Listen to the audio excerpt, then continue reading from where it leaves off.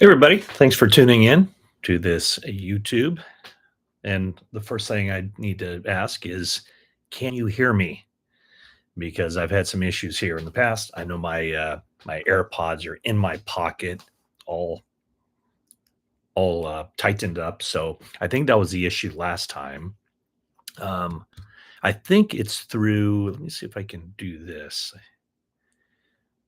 I think this is going through my laptop microphone and not my other microphone. So anyway, thanks for tuning in. Yeah, just let me know. First person who can comment, just tell me if you can hear me. If not, I'm going to shut this down immediately. So, can you hear me? I just at NBC Sports Bay Area. Can hear me and see me? Yes. Yes. I'm so excited. I did write at NBC. I'm going to put my readers back on here so I can keep track of what's going on. Um, I just wrote at NBC Sports Bay Area kind of a piece on how the 49ers draft strategy of the past really is immaterial or it's completely irrelevant this year. And what they've tried to do in the past is project out a year to see what the draft needs would be for the following year. In other words, very rarely have they tried to draft for a current need. What they've tried to do was draft to what a need will be in the future. I go back to Aaron Banks in the second round of that draft, where what did he play like 4 snaps or something of offense the entire season as a rookie, and everybody wondered, is he a bust? This is horrible. Second round draft pick, can't get on the field. Well, the 49ers did that because they knew that they weren't going to be keeping Laken Tomlinson. And so when Laken signs with another team, they had already groomed Aaron Banks to be the starter the next year, and that's how that happened.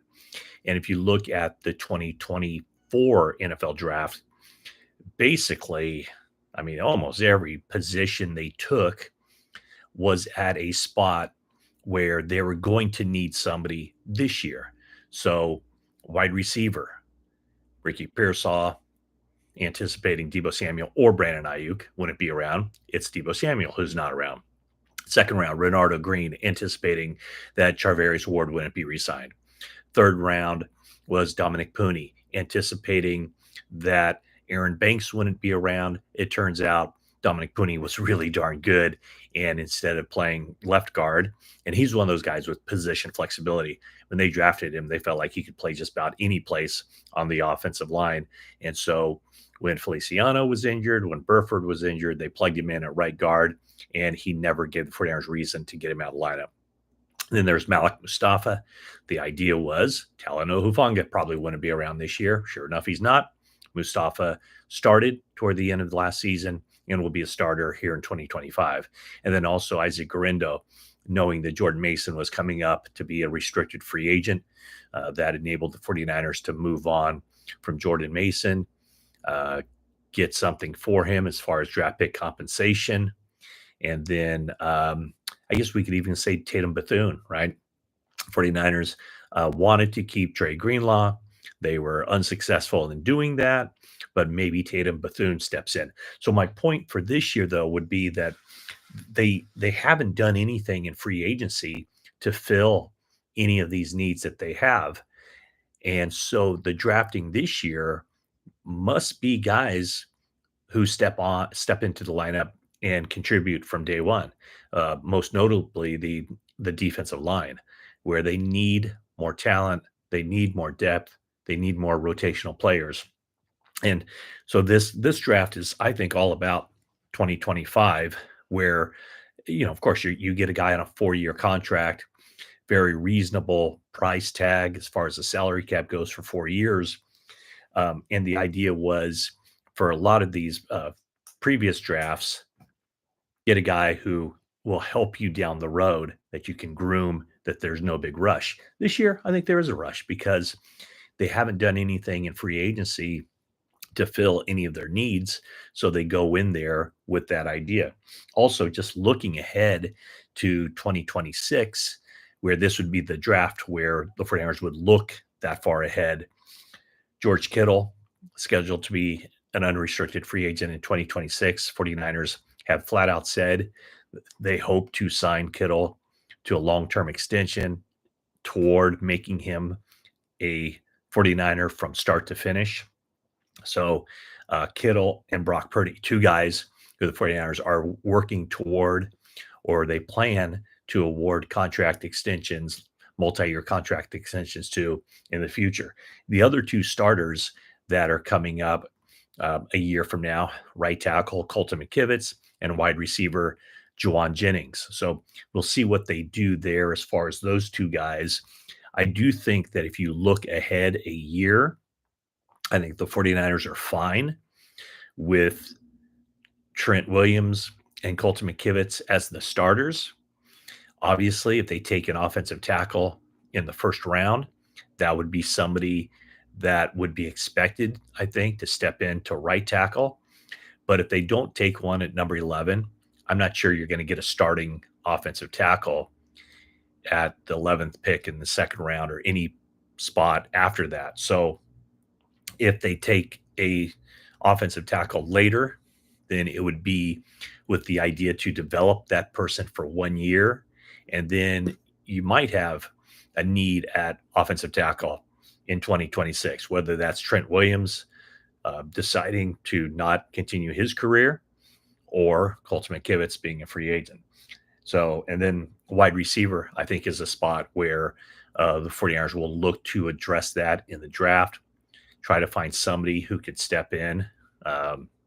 Right now, a lot of question marks with the 49ers wide receiver position with no Deebo Samuel around. So, the healthy wide receivers are Juwan Jennings, Ricky Pearsall, and Jacob Cowing. Of course, there's some others on their 53 or their 90-man roster. And then kind of the wild card is Brandon Aiyuk. When will he be ready for this season after coming off the ACL and some other damage with that knee? Speaking of Brandon Aiyuk, I don't think the 49ers have been flooded with phone calls about Brandon Aiyuk. And it would really surprise me if the Cleveland Browns are one of those teams that would be going after him hard, especially after he spurned them last year. 49ers had a trade in place that would send Brandon Aiyuk to the Cleveland Browns. The Cleveland Browns were prepared to give him a very nice contract. However, from what I understand, he wouldn't even return the phone calls of Andrew Berry. So I can't see the Browns a year after being spurned by Aiyuk and him basically through his actions or lack of actions, letting the entire football world know that he did not want to play for the Cleveland Browns. I can't see them going after him in a big way this offseason. And also, he has a $22.9 million option bonus due to him on April 1. So that is coming up. That's obviously 3 weeks before the NFL draft. So I would think that would be, if any team is going to make a move for Brandon Aiyuk, it would have to be done before that. And even then, are you going to give someone $22.9 million with an option bonus? I'm sure that if a team were to do that, they would want to have a physical with him, see where he is in his PT as he's returning, trying to return to action. But I don't see it being. I've been wrong before, but I don't see that being something that would be attractive to really any team. A lot of teams out there that need wide receivers. There are some available. There have been some available on the open market. I mean, if a team was willing to pay an option bonus of $22.9 million for Brandon Aiyuk, why wouldn't they have given that money to Cooper Kupp or any other wide receiver who comes available rather than Aiyuk, who is coming off an injury and there's some level of uncertainty, maybe a great level of uncertainty as far as when he'll be able to step back on the field and then how productive he could be when he steps on the field. All right. So thank you for tuning in to this. Um, I'll take some questions if you have any, but um, the idea with this draft, and I talked about this over the weekend, is that I do think the 49ers have, again, it's not to say it's the right decision or the wrong decision, but they've kind of backed themselves into a bit of a corner here with the offseason because, especially on the defensive line, because they don't have any, as of yet, they haven't signed any kind of filler material. And I don't mean that to sound, um, kind of insulting, I know, but when I'm talking about that, I mean guys who are NFL players, who are established, who have 3, 4, 5, 6 years in the NFL, who have played at that level, who have been part of a rotation at that level, but who aren't seen as guys who are like starter or star level defensive linemen. So every team needs guys like that who are a little bit lower on the cost end, but guys that you can count on to be rotational players who can get in there, play anywhere from 15 to 25 snaps a game. And the idea is, they might not um, be game changers, but they're at least a net neutral. They're not guys that when they're on the field, the offense is going, oh yeah, there it is. Let's go right after them and make the opposition pay because that player's on the field. He's the weak link. So, right now, when you look at the 49ers uh, draft depth chart at the defensive line position, it's not.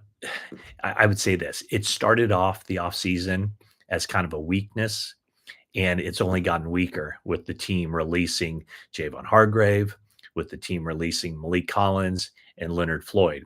So right now, it's guys like the four starters would be Nick Bosa and Yetur Gross-Matos at the defensive ends, Kevin Givens and Jordan Elliott at the defensive tackles, and then you have a bunch of backup players who, in a best case scenario, would be competing for roster spots. Guys like Evan Anderson and Robert Beal and Kalia Davis and Sam Okawanu. So those kinds of players, that's right now who the 49ers have on their depth chart at defensive end. And then, they have some other guys who have been around in the NFL a little bit. I mentioned, well, yeah, Kevin Givens would be a starter, but guys, like right at this point, Drake Jackson would be found money with his issues with the knee and the patellar. There's certainly no guarantee that he'll be able to get back on the field and stay on the field. But other guys like Taron Jackson and Alex Barrett and Jonathan Garvin, guys who have played a little bit in the NFL and who will be competing for roster spots. So that's where the 49ers are now heading into this. And now I'm just going to scroll up here to the top. I don't see anything popping at me quite yet, but I'm going to go up here and see what you got as far as any questions or any topics that you'd like me to cover.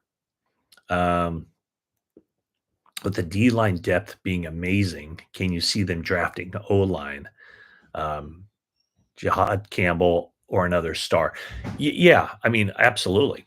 I think that, that's part of the reason why, in my mocks, I've been kind of reluctant, to be honest with you, about having the 49ers take a defensive lineman at number 11 overall. And some of the guys that I've considered, I just think there might be, I'm not sure they check all the boxes, especially at number 11 overall. You want a very clean player at number 11 overall. So, who I had them taking initially was Shamar Stewart. So that was a defensive lineman, obviously at number 11 overall. I bumped him a little bit down. But after that, it was Tyler Warren, the tight end from Penn State. After that, it was Armand Membu, the offensive lineman from Missouri. And then the last time I took Jalen Walker, who's a front seven player. And, you call him an edge, call him a stack linebacker, call him both. And I think that that's why that would be kind of intriguing for Robert Saleh. He does like defensive players who are versatile. And I think Robert Saleh is going to have a lot of say in this draft as far as the 49ers stacking their draft board at all positions on defense. But with Jalen Walker, a guy who can play base down linebacker, in essence, replace Dre Greenlaw. And then in nickel situations, he could bump down and rush the passer from the edge, in essence, replacing Leonard Floyd and giving a little bit more juice to that pass rush because it's been, for a while, it's been Nick Bosa and really not much else. Last year, Leonard Floyd, I think, had the kind of season that the 49ers should have expected him to have. 8.5 sacks. That's about that number that you would expect. But the 49ers decided to move in a different direction, in essence, cutting salary cap costs for the future, making that sacrifice to kind of dial it back on the defensive line for creating cap space for the future for the contracts of Brock Purdy and theoretically uh, George Kittle as well. Okay, so what else do we have here? Oh, someone reminds me. By the way, if you haven't already, please like and subscribe to my YouTube channel, and I'll keep these things coming. Um, and be sure to support my work over at NBC Sports Bay Area.com as well. They're nice enough to allow me to have this YouTube channel, so I appreciate that. And we got a growing community here. I appreciate all of your support in encouragement for me to continue to do this. So it's been fun. It's just I like the immediacy of it, where I mean it's just out there right now and can see comments and everything else. Okay, so what do we got here? Are the rumors true about Brock Purdy wanting a deal close to what Dak got? Absolutely, they're true, because why wouldn't he? If you look at Brock Purdy's career and you look at Dak Prescott's career, um, there's no reason for. And when I say Brock Purdy, I mean he's not out there campaigning for, hey, give me $60 million or nothing. He's not the one doing that. He hired an agent to negotiate a contract for him. The agent's job is to give his client the best possible contract that he can get. And when you look at the precedent that's been set with some of these quarterbacks signing their deals, that I would think is kind of the starting point. And from there, it's a give and take. But Brock Purdy right now, through how many ever years or how many ever starts in his career, when you look at all-time NFL passer rating, and say what you will about that stat, but let's face it, guys who have really good passer ratings, they've had really good seasons. And Brock Purdy had a phenomenal season in 2023. In fact, his passer rating for his career is 104.9. So 104.9 is his career passer rating. And just to put this into perspective, the all-time, let's find it here, all-time passer rating leader, Purdy is 104.9. Aaron Rodgers, all-time, 102.6. So that tells you right there that if you're representing Brock Purdy, heck yeah, shoot for the stars. And for those who question passer rating and what it means, well, let me just tell you who the top 4 quarterbacks in passer rating. And I know a lot of it is the way the game is played now, and really the emphasis on touchdown passes and limiting the mistakes, the takeaways or the giveaways. But Aaron Rodgers, Patrick Mahomes, Lamar Jackson. So a lot of MVPs, both Super Bowl and league MVPs among that group. So yes, that would be the starting point for negotiations from one side. I don't think, I know there was a report that 49ers came in at 45 million. I don't believe that to be the case. I think that I'm still confident. I don't know if confident's the right word. I still believe it'll get done. I still believe it'll get done in a timely fashion. Um, Other people I talked to at the NFL scouting combine weren't so confident that it would get done in a timely fashion. But it just makes sense because both sides want it to get done. Both sides understand the importance of it getting done. Both sides understand that this cannot be dragging on like the Trent Williams contract negotiation last summer, like the Brandon Aiyuk contract negotiation last summer. And when John Lynch said to Cam Inman and Matt Barrows at Stanford's Pro Day that they're clearing money for the future because there are big things coming. That's the biggest thing coming. Brock Purdy's new contract. Okay, so what else we got here? Hope you don't mind me just reading. Looks like the defense operates better with two good linebackers, so it's a good possibility they go for one in this draft. Oh, absolutely. I think it's they might. Yes, they will go for at least one. I would think in this draft.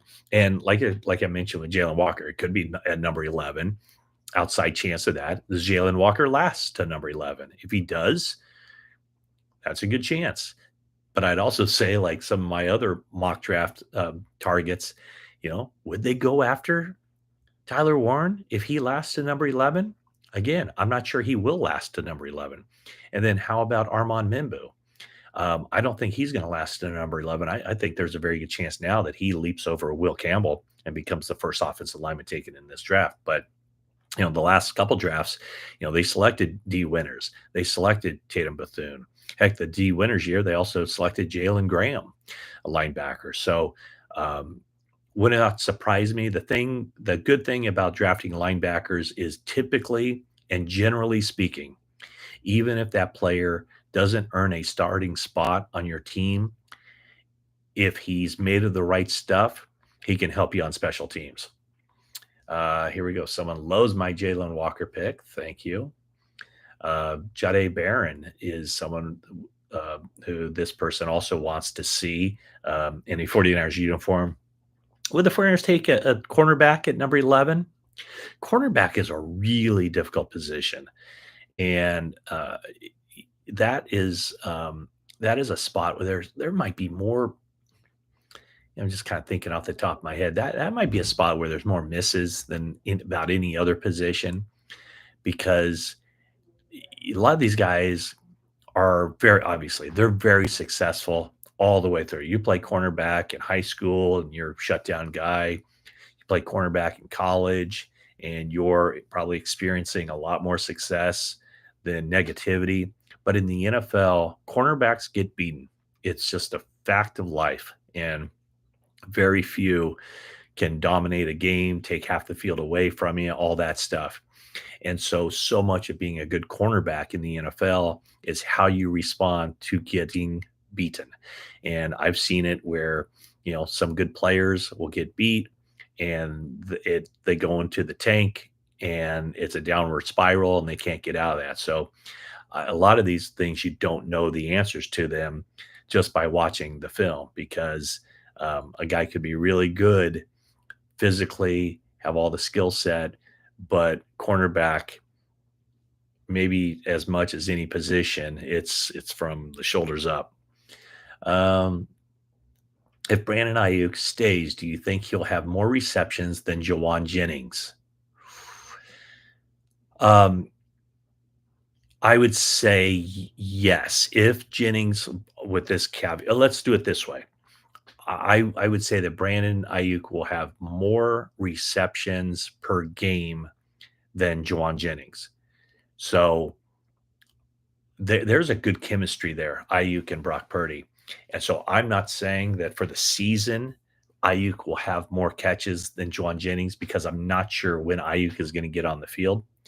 But I would say catches per game, it would be Aiyuk. And by the way, feel free to disagree with me and leave it in the comments section because, that's just my guess. Let's just go, I'll look at where, Jennings last year had a very good season, no question about it. He's always been, third and Juwan, a guy who rises to the occasion. Last year, he had 5.1 catches per game and 65 yards receiving per game. So 5.1, that's like more than two times better than what he had, better than three times what he had in 2023. So he had 1.5 catches per game in 2023, 5.1 in 2024. And then you contrast that with Brandon Aiyuk. And I do think Juwan Jennings is easy to throw to just because, he kind of boxes people out. You know what? Brandon Aiyuk had less than that in his great year of 2023 when he had 1,300 yards receiving. He did have right at 4.7 receptions per game, and he had nearly 84 yards receiving per game. So those are big time numbers, especially the yards receiving per game. His yards per reception, 12.8. Let's see, is that right? No, 17.9 was his yards per reception. So those are big time numbers, and we'll see if he's able to approach those numbers as he comes back from the ACL. Let's see here. What else do we got? I think Spencer Burford will be their swing offensive tackle, and they look to extend him to that type of contract, and he'll be a starter right tackle in 26.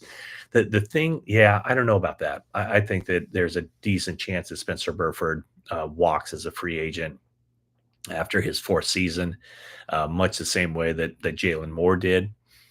Burford did transition from starting right guard in 22 and 23 to being just a backup last year. And then toward the end of the season, he was their swing tackle. So I don't know if that's his best spot, but he's a guy that hasn't yet taken that next step. So, but very possible that he could be the guy, the swing tackle for this coming year, taking Jalen Moore's spot.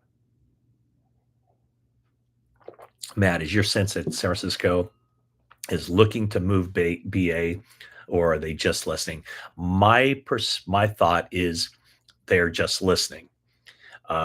It also it doesn't hurt them for like news to be out that Brandon Aiyuk is on the trade block, or he can be had in a deal or anything like that. So I don't think, I'd be very surprised if the 49ers are making phone calls to teams around the league. Hey, are you interested in Brandon Aiyuk? I would think that if any teams are interested, they're dealing with the 49ers or calling the 49ers. But it's my impression that right now nobody's like pounding down the door to try to get Brandon Aiyuk. So that's not to say that there isn't any interest, but it's also got to be one of those buyer beware things, because right now there's no indication of exactly when he could be ready to rock and roll for the 2024 season. Whoa, just hit my laptop. Sorry about that. Hope I didn't make you give you seasickness there, motion sickness. Okay, here we go. What's up, fam? Is that for? Oh, that's for Arnold, I guess. Let's see. Who will have the better season, Robinson or Jennings? Oh yeah. Well, yeah. I didn't mention Demarcus Robinson, did I? Yeah. So Demarcus Robinson is a guy the Friars signed. I would think Jennings would have a better season than Robinson. Robinson isn't necessarily prolific, but he's just kind of seen as a solid pro who can fit in. And there is also the question about what his status is going to be at the start of the season, because he is subject to a 3-game suspension for a violation of the league's policy on substances of abuse. And so that hasn't been finalized yet. That hasn't been settled as his court situation gets resolved. But it's very possible that he could miss some time at the start of the season. What are the chances that Aiyuk stays? I think Aiyuk stays. I just think that $22.9 million option bonus, it's going to be a little bit too stiff for any team to want to go get him. Um, if CMC comes back in full force, do you see Isaac Grindo having more carries than Mason ever did backing up CMC? Yeah, I mean, I say this every year, um, but yes, I believe so. And the thing that helps Grindo is it well, first off, he needs to, get better in blitz pickup, in pass protection. But the thing that helps Gorindo is he can be more of a factor in the passing game, whereas Mason, that was kind of a tough deal for him. So, you can put Gorindo out there for a full series and you don't have to replace him on third down. So I would think that Gorindo would get more playing time behind CMC than any running back who's been with the 49ers since Christian McCaffrey has been with the 49ers. Um, let's do you think this is personal? What is your personal opinion on Aiyuk? Do you think this is a personal issue with him? I'm not quite sure what you're getting at there, but I've always liked Brandon. I thought that before last season, very open and honest.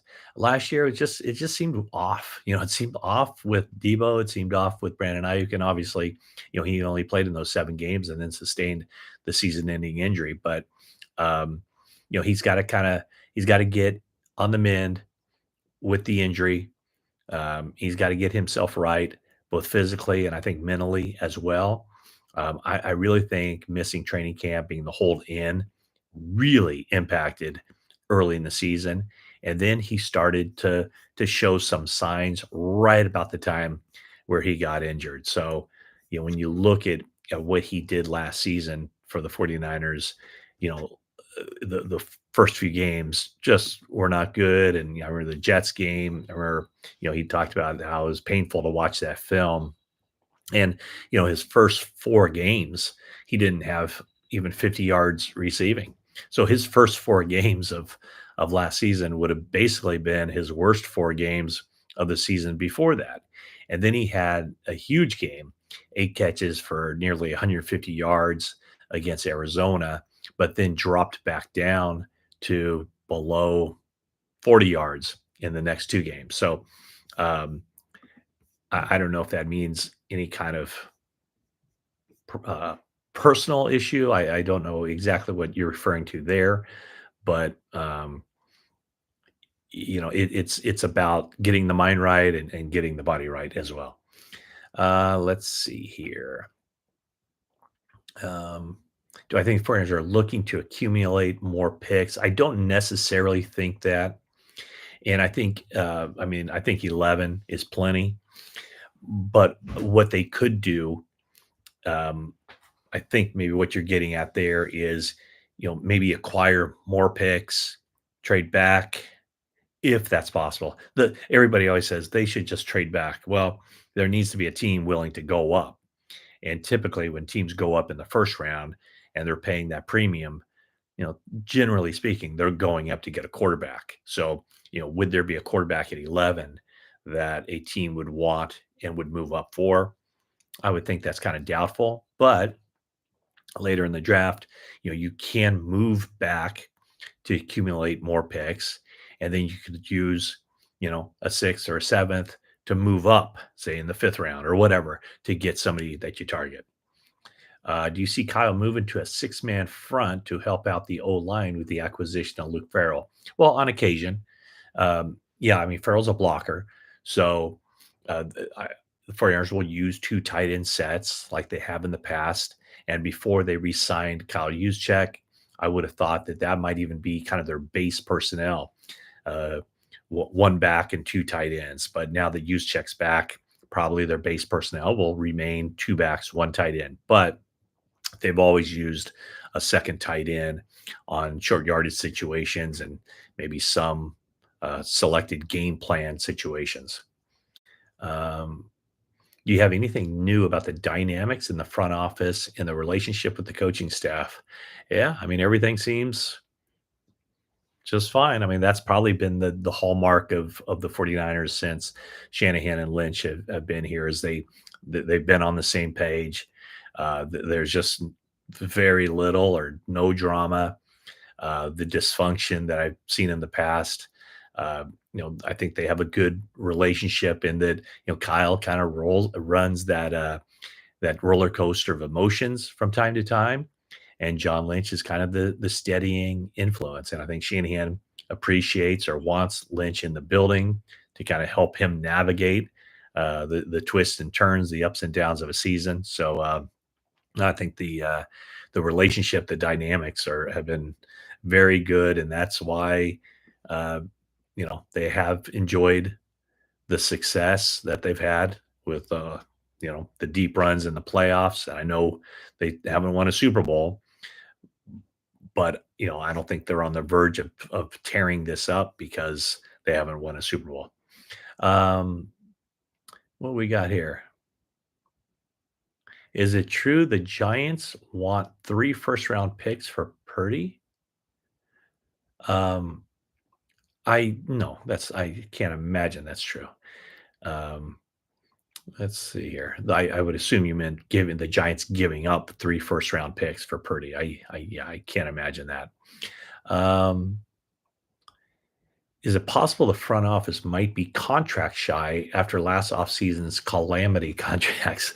In a sense, I guess, because the 49ers spent more than any team in the NFL last year, 85 million over the cap.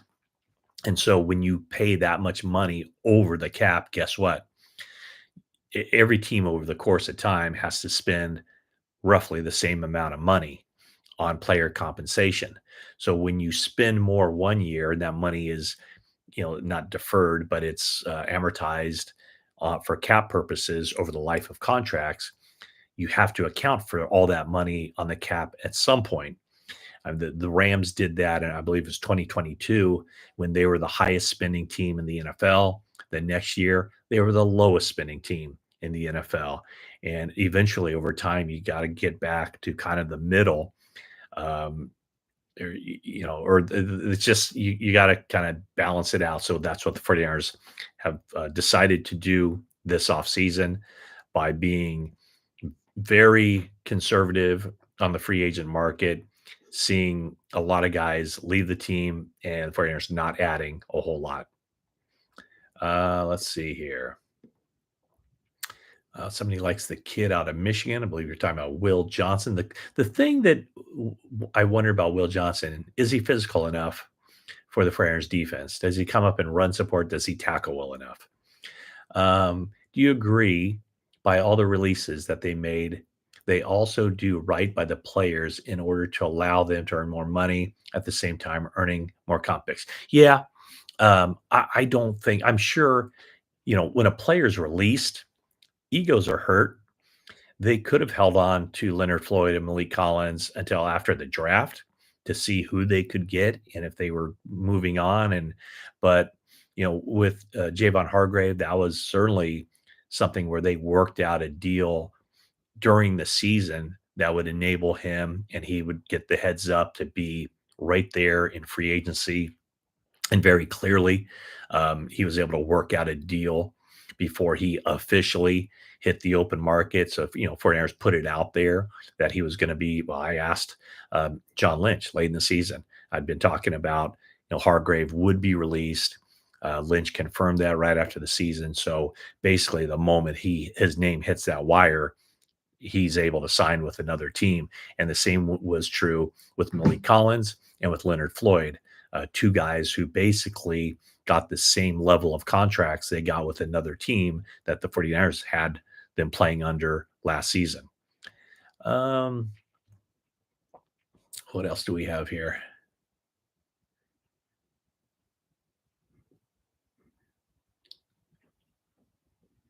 Yeah, the highest, yeah, they don't take generally, and I know Scott McClone kind of subscribed to this theory too. It's really difficult for defensive backs to step in, and so they have signed some, or they've acquired some really good defensive backs, and Deommodore Lenoir certainly one. And I do think, well, yeah, I mean, he would be the best because he's the guy they signed to a long-term extension, and we'll see. But all signs are very positive, I think, with Bernardo Green. Thank you, Chris, for those kind words. Um, Question about Brendel and McKivitz. Do I see an upgrade coming in the draft? I would put it more likely, I guess, with Brendel, just because I think you can get a starting caliber center in the third, maybe even the fourth round of a draft. The question is that obviously it has to be the right guy because that is not an easy position to come in and play year one. So, if I were a betting man, I would say right now the favorites to be the starting offensive line from left tackle to right tackle would be Trent Williams, Ben Barch, Jake Brendel, Dominic Pooney, Colton McKivitz. But I would think that Barch will get a lot of competition. That might even be from team as well, from within the team. I would think that Matt Hennessy would have a real chance to take over the starting center spot from Brendel, but certainly not a given that that would happen.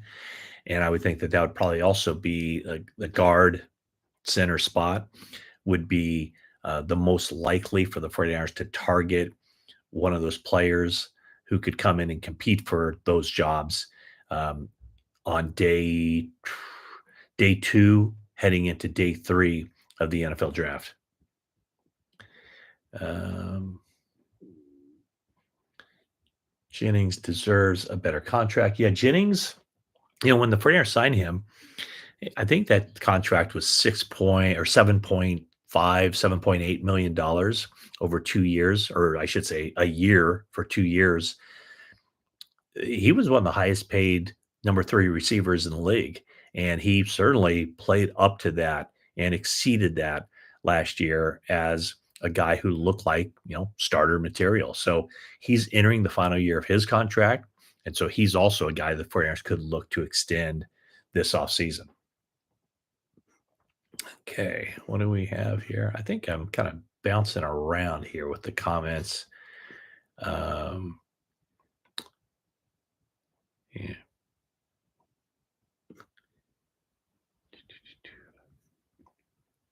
Brock won't play on fifth year behind this O line.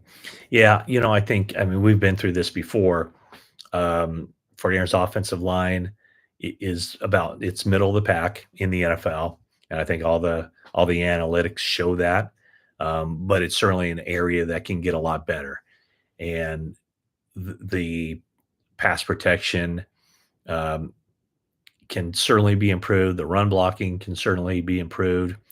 But they're still able to have a very successful offense despite that. So, what I always tell people is, you think the 49ers offensive line is bad, check out some of the other offensive lines in the NFL.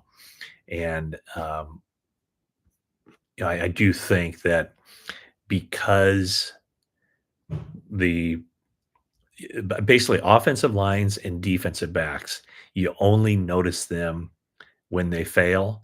So therefore, I think everybody always has a lesser opinion of their particular offensive line or defensive backfield than what's reality. Um, what do we got here? Okay. Does this offseason feel eerily similar to when Harbaugh left? We had a mass exodus of players like this year.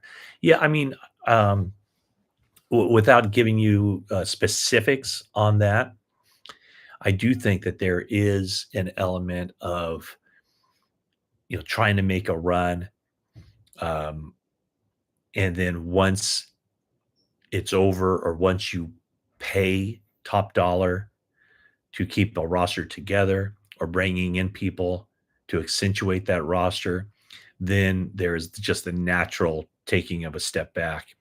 And so I guess so. I mean, I think the common denominator would be that the time that you're referencing, the 49ers were 1 year removed from the Super Bowl. What are they this year? They're 1 year removed from the Super Bowl. So there is that common denominator. Um, let's see here. There's a question. Oh, 5 quarterbacks injured badly in 8 years. You tell me. Well, let's look at the injuries. I mean, one of them, you're referring to Brock Purdy. That was a backup tight end who missed a block. So that had nothing to do with the offensive line. Um, the Trey Lance play was a read option that he kept the ball and kind of slid awkwardly. So that wasn't the offensive line. I would say the Garoppolo injury was offensive line. That was, a breakdown in pass protection. And what are the other ones you're referring to? Um, I'm trying to think the other three injuries that occurred. So anyway, I I don't think all those were offensive line, but I'm not here to stick up for the offensive line. I already told you that I think that they can be a lot better, and they're middle of the pack, and I think they would like to be better than middle of the pack. Um, what else do we got here?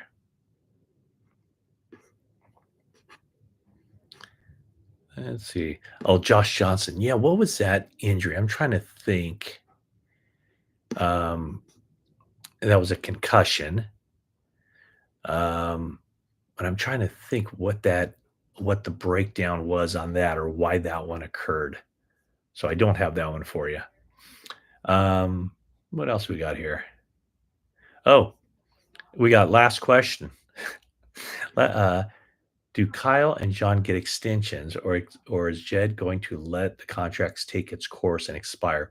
My thought would be, well, I mean, it has to play out. People always ask me, is so and so on the hot seat? Is this guy whatever? What I believe to be true is that you got to tell me how it feels, because there are times you walk into a locker room and you know that a change must be made just because of the vibe. And I know I'm sounding kind of earthy there when I say that, but it's or whatever, cosmic vibes going on. But you can tell when a team has, or when a coach has lost the team. And I certainly don't get that. A lot of it is, the leaders, guys like Fred Warner and George Kittle. Those two guys right now are, the guys that really run the show. I think, well, Brock Purdy does in a different way, but um, you know, Jed York, I don't, he hasn't had a better combination of head coach and general manager. That's symbiotic relationship. And I can't tell you, I'm trying to think the last time they had a general manager and a head coach that worked as well together and have been on the same page and who aren't, backbiting the other. And so I don't think that there's I don't think that there's any thought whatsoever to, win, or you guys are out and we're tearing it down and we're going to just try to find two guys who may be good at their respective jobs. But at the same time, you never know how it's going to turn out. I mean, I've seen situations where it looked like things were going well, even though a team might be losing, but then something triggers it, and you can just feel that the locker room lost confidence in the head coach, or the general manager lost confidence in the head coach, or the head coach isn't fond of the group of players that the general manager has put together for him. And I don't get that sense right here. What do we got here? And-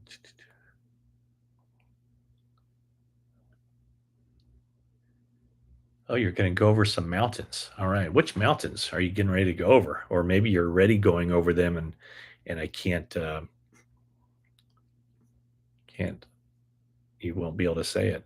Um, Edge Matt, Jalen Walker. I did talk about Jalen Walker, and I think he is a good fit because of the versatility, and he could basically fill two spots in one, being a stack linebacker and an edge rusher. And the 49ers certainly need an edge rusher. They certainly need a defensive tackle. They need help on the offensive line. Um, so there are a lot of different spots that they need to fill. And here's the good news: they have the draft picks to fill a lot of those holes. However, they have to hit on those. They have to hit on those draft picks. And some of it is luck with, avoiding injuries and all of that. But, with four picks in their top 100, another four picks in the next 60. So that's eight picks in the top 160 of this draft. You should be able to get players that check just about every box as far as positions of need. Whether that's, do they need another running back? Maybe. Could they draft a tight end? Absolutely. Offensive line, of course, one or two, probably two. Wide receiver, they could get help there. Defensive line, edge rusher, and defensive tackle, of course. A linebacker, yes. Help for the secondary, yes. So, I probably listed more than eight positions right there as I unplug my power cord, but that's right. I got plenty of battery power here. So I think this is probably just run its course, 52 minutes. You're probably tired of listening to me talk. And I'm certainly not tired of you guys chiming in. And boy, I say 155 people, 156 people in here. So thank you so much. When does Robert Sala have to talk to the media? Well, apparently he doesn't, because I've been asking that question. And yeah, I don't know if he's just busy working, but yeah, the 49ers big offseason acquisition. And that's what Robert Sala has been. He's been their big offseason acquisition because it's really nobody on the roster. And when you look at the number of bodies that that they've lost, as far as on the defensive side, the one guy that they hope can offset that and make it work is Robert Sala. So, hey, thanks for tuning in. Really appreciate all your support. Appreciate you tuning into this. And if you haven't already, please subscribe to my YouTube channel, and I'll keep these things coming. I'm enjoying this, and yeah, leave a comment and a like or whatever the case may be. And I am now ending this stream. Once again, thank you oh so much.